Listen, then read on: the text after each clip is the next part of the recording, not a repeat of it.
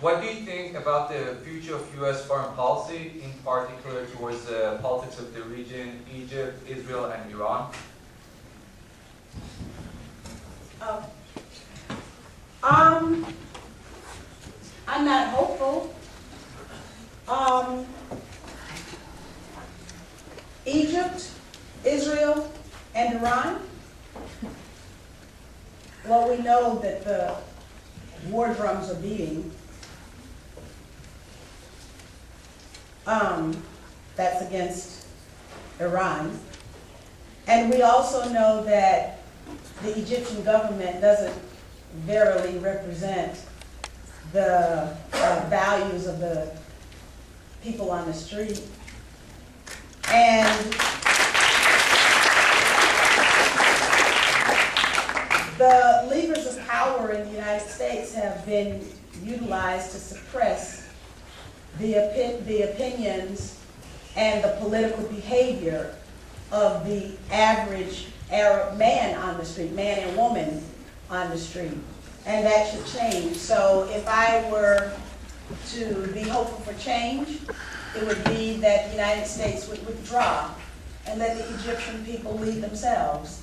Withdraw and let the Iranian people govern themselves without interference.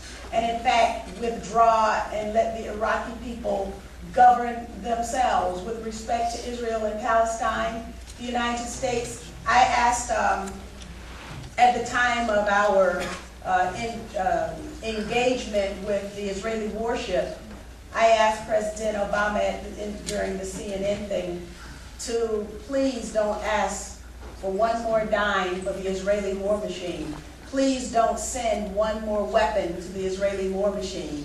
I mean, that would be something positive that the United States could do.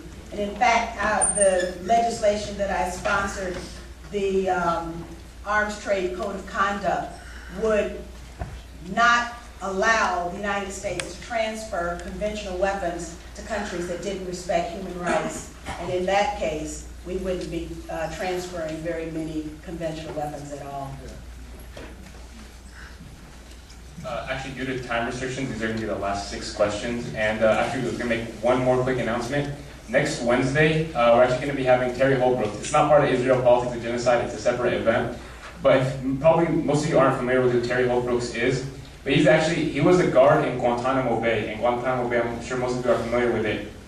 He actually ended up converting to Islam while being stationed in Guantanamo Bay as a guard. And most of the prisoners in Guantanamo Bay are Muslims. They're held without charges.